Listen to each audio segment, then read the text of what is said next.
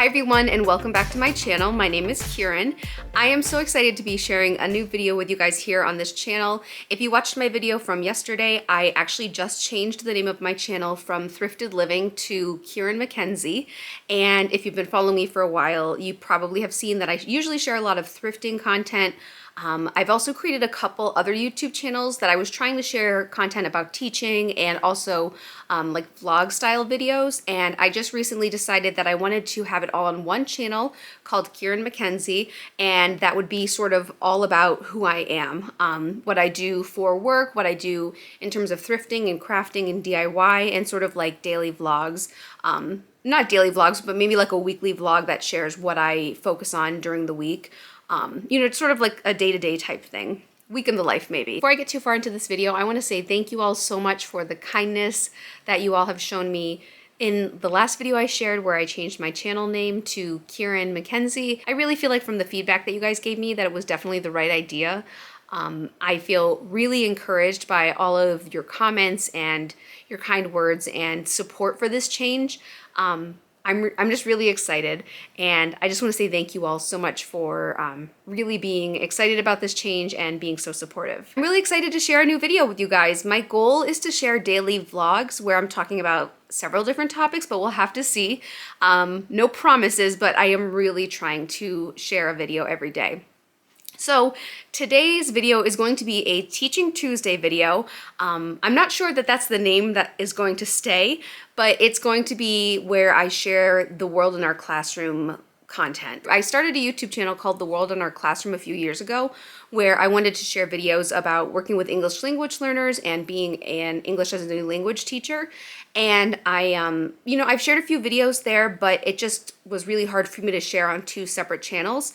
So I'm going to be sharing hopefully weekly videos with you guys, sort of about what teaching is like right now, what it's like to work with English language learners, what I do and how I help the students, how, working as an ENL teacher, English as a new language teacher, is a little different than working as a classroom teacher or a reading specialist, sort of what makes being an ENL teacher, and in some other states they call it ESL, English as a second language, sort of what makes that, what separates this job from other teaching positions. So if you're excited to see teaching related content, make sure that you subscribe to this channel. As I said, I hope to share teaching related videos on Tuesday, and it won't always be like a sit down video like this. It might be like a week in the life of an ENL teacher vlog. I would love to do that. I've always loved watching teacher vlogs. It might be a video where I show you some of the games that I play with my students in the classroom, some lesson plans, just how, what I do in a day, and, maybe the struggles that I'm encountering, and, the things that are going really, really well. I sort of want to share all of it with you guys because I want to help teachers who, are learning about working with English language learners, and I also want to help students as well. I just want to be helpful. I just want to share my calling in life, which is being an English as a new language teacher, and I want to share with you what works for me and what I found works for my students, and I want to share with you their success and, everything that they're working on and just how amazing they are. Obviously, I won't be saying students' names when I maybe tell stories about, things that my students have done in the past, or, things that we've done as a class. But, I hope to share real stories with you of like real accomplishments and real success that the students that I'm working with are seeing. So, today's video is sort of going to be like an introduction and a little bit of like a catch up on some things, just letting you know sort of where I am and just giving you like a basic introduction as to what my job is. So what is English as a new language, and what is it like being an ENL teacher, ESL teacher? So I have been teaching ENL since 2013, I believe. This is my 10th year teaching, and I absolutely love it. When I first went to college, I honestly didn't know what I wanted to be. I changed my major like 6 times. I've always had an interest in languages. I really loved taking foreign language classes in high school, and I had some amazing teachers that had a really big impact on me. Those teachers know who they are if they're watching my videos. Thank you so much for your inspiration. Finley wants to be in the video. He's kind of restless right now. I had some amazing foreign language teachers, and I've always just really been interested in languages. I have always also been really interested in the world and like learning about different cultures, learning about different places and traditions and holidays and everything like that. After I switched majors a bunch of times, I went to a 2-year school, and then I went to a 4-year school to finish the 2 years to get my undergrad, and then I went and got my master's. But when I was in that 4-year school, I thought I wanted to be a Spanish teacher, and it just didn't feel right. I don't know, it just didn't feel quite like what I wanted to do. Sorry, Finley's very snuggly today. It didn't, hi, I know, you're a good boy. Teaching Spanish didn't really feel like the right fit for me. I definitely had an interest in Spanish, but it just didn't really seem like it was gonna be the right fit. I don't know, I don't know how else to describe it. At that time I had figured out that I wanted to teach, but I just wasn't sure what. Then I somehow learned about ESL, and it just clicked. It just made sense for me, and it was like, okay, this is what, this is your calling. This is what you're meant to do. So I finished my undergrad degree in Spanish. So my bachelor's degree is in Spanish, and then I went to a 4-year then I went to a graduate school program to get my master's in, it's called TESOL, Teaching English to Speakers of Other Languages. And I chose the path, there were 2 paths. One path you could teach abroad, and the other path you could teach within New York State. And I chose the New York State teaching certification route because New York State has like different guidelines for teacher certification. So that's what I chose. My degree is a kindergarten through 12th grade degree.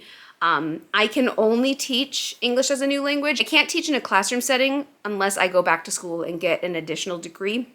But at this time, I don't want to do that because I love teaching ENL, English as a New Language. So in New York, the program is called English as a New Language, and within the program, there are 5 levels of English proficiency. 5 levels are entering, which is level 1. Level 2 is emerging, level 3 is transitioning, level 4 is expanding, and level 5 is commanding. Those are the 5 levels of English proficiency. Depending on the level of the student, the proficiency level that the student has, that allows them to have different amounts of support throughout their day. So for entering and emerging, level 1 and 2, I can just refer to them as that as well. That's just the easier way for people to understand what they are who don't understand ENL. But those students will there's a variety of ways that you can provide the service, but it's 72 minutes a day, and one period, 36 minutes of that is in my classroom getting targeted English language support, and then another period is within their classroom. We call it the services integrated service when I'm in their classroom, and then standalone when they're with me. So I work within my classroom, we work on, it depends on the particular student. We work on things like writing, writing letters in English. We work on letter sounds in English and hearing the different sounds. We might be working on literacy, depending on how much experience the students have had with literacy in their native language. We might be focusing on writing and reading, where they're more fluent in speaking and listening, but then it might also be the opposite, where they're very proficient in writing and reading, but they need a little more help with speaking and listening. It depends on the student. And so I sort of explain it as for ENL, it's sort of like each student gets what they need. And it's not the same for every student. And even within the group that you have, even within that standalone group where it's 1 or 2 proficiency levels together in 1 or 2 grade levels, they could need completely different things. And 36 minutes is short, honestly. I wish I had more time. I wish I could spend more time with them every day. I know a question I get a lot is what languages are spoken in my classroom and what languages do I speak?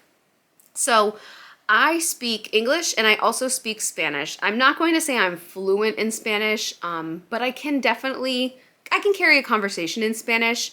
I can help if somebody needs help with something.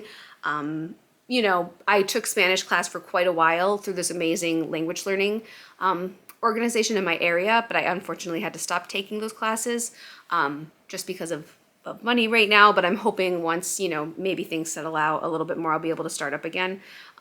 Because my goal is to be fluent in Spanish. I would love to be fluent in every language, honestly.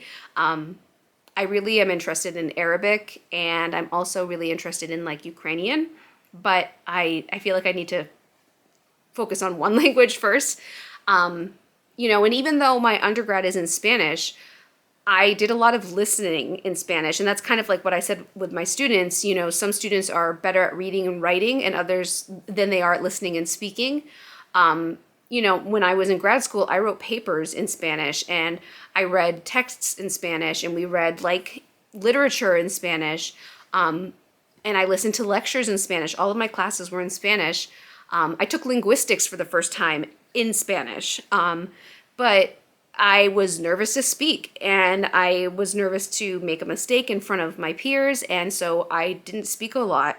I kind of let other people talk for me. I would know what people were saying, but I was just too nervous to talk. And so I talk with my students a lot about that because I tell them that, you know, I was experiencing something similar to what they were experiencing when I was in school. And they, you know, these students are so sweet, so amazing. And they seem, you know, interested in hearing more about that. So we do talk about that a little bit sometimes. But so yeah, so even though I have my undergrad in Spanish, I am by no means fluent. And like I said, I can have a conversation and I can help and I can understand what's going on mostly, but it's the speaking part that's has always been really, really hard for me. And I think that has a lot to do with my anxiety too. I just get really nervous all the time. So that's the language. Those are the languages I speak. I've also taken Italian. And I did also take American Sign Language for a while. So I've always had a really big interest in languages. In terms of the languages that my students speak, so many different languages. It's amazing. And that's why I call this segment The World in Our Classroom, because at times when we have students from all over the world, that's what it feels like. It's so cool to see. And they're all so amazing with each other. Like, the L's are just wonderful. I absolutely love working with them. And when I say L's, the English language learners, we call them L's, ELLS for short. They're incredible. They're compassionate, caring, friendly, funny, understanding, helpful. Like, they're just amazing. All students are amazing, but I just absolutely love working with my students. But in terms, back to what I was saying, I'm sorry, whenever I talk about my students, I always, you know, talk about everything. So back to what I was saying about languages. So since I've started working with English language learners, I've worked with students who have spoken many different languages. Some of the languages include Spanish, English, Arabic, Ukrainian, Farsi, Lao, Thai, Papiamento, Chinese. I'm trying to think if I'm forgetting any. I don't think I am. Did I say Arabic? I can't remember. Several different languages, and at any one point, the most languages we've had in one class at a time. I'm trying to think. I think that we had a class once that had students that spoke Ukrainian, Arabic, Lao, Thai, Farsi, and Spanish, I think. And they're all so amazing with each other. And like I said, I only speak Spanish, and a lot of people ask, you know, how do you communicate with them? That's one of the big questions that we get whenever I tell people what I do. And honestly, the best way that I could say it is you just give them your heart. And it sounds corny, and I don't mean for it to sound corny, but a smile goes a long way. We all smile in the same language. It's a smile, you know, makes sense to so many people and conveys kindness and care and helpfulness to people. And, you know, at the beginning, when I'm first starting to work with a new student who only speaks their native language, it's maybe comforting them because they're scared, encouraging them and allowing them to share what's going on with them. Definitely teaching English as a new language in 2022 is, I'm sure, very different than what it was like teaching it in the past. You know, translating apps are actually very helpful, and although they are not perfect, they do help get the message across. So sometimes in those beginning days, you know, if I don't speak the language that the student speaks, we use Google Translate and we talk like that so that they understand what's going on. But in terms of my instruction and my classes are in English. When I teach my students English, I'm speaking in English. They're listening to my English. I use a lot of visuals. I use a lot of videos, and I use a lot of different strategies and scaffolds that will support their understanding. They are like little sponges. They really, really are. And depending on their age, depends on sometimes how quickly they learn it. The little kids learn language so fast, it's unfair. They learn it like my little kindergartners when they first start. If they don't speak English in September, by December, they're speaking in sentences. They might be struggling a bit with grammar, but they can get their point across. For my older students, like my 5th graders, if they don't speak English at the beginning of the year, by the end of the year, you might hear some phrases, you might hear some short sentences, but it's harder for them because they're older and they understand, they think a lot about what their friends think, and all of the stuff that any 5th grader would be worried about and thinking about. But yeah, so like when we have multiple languages in the classroom, it's so normal for us, in our space to just really make things work. I know one thing that my students are really, really good at is that they are really good at making other students feel welcome. I know one student really likes to make sure that they always ask how to say, like, how do you say this in your language to the other students who speak other languages? And then they try to say it themselves. And it's so sweet because it's showing like cultural awareness. It's showing interest in somebody and where they came from and how things were similar and how things were different. And my L's, the English language learners, are always so good at that. I'm trying to think of the other things we do that they're really good at. They're really welcoming. I have one student that when the student first started school, they only spoke their native language, not at all anything else of another language, nothing. And now they're older and they are fully bilingual, like fully bilingual. And now they're an interpreter. Whenever we have a new student, their favorite thing to do is interpret. So if we have a new student that speaks their language, they go out of their way to make that student feel welcome, make that student feel comfortable, help them with absolutely everything. And it's such like a special moment for them to be able to, like, for it to go full circle, you know what I mean? For it to go from them having somebody help them to being the one that is helping others. And it's just so sweet. And they feel so proud of themselves when they have that opportunity to do that. They're all just they're so sweet. They're so funny. I have so many stories I want to tell you guys about them. Obviously I won't be using their names, but I have some sweet stories, some funny stories, a little bit of everything, some difficult stories, but it's so important, I think, to share that. And something that I always tell my students is that they have a superpower, that they have a superpower to be able to speak more than one language. Not everybody can do that. And, it's amazing. It's a gift. And, that they should be so proud of their superpower. And they really like it to think of it like that. All of that to say, I spend part of my day in my classroom with my students and then the other part of my day within their classrooms. And I help them with the content that they're working on at that time. So I know it's like a lot of information I just gave you, sort of just like a little bit of information about everything, how I got to this point of choosing this career, the languages that are spoken of the students that I work with, why it's so amazing, because it just absolutely is. They're so sweet, how wonderful they are. I'm just giving you a little bit of information. So in the future, I want to share videos with you guys that focus, like I said, on lesson plans, strategies, scaffolds that I find helpful with my students. I want to share with you, maybe weekly vlogs of like teaching vlogs.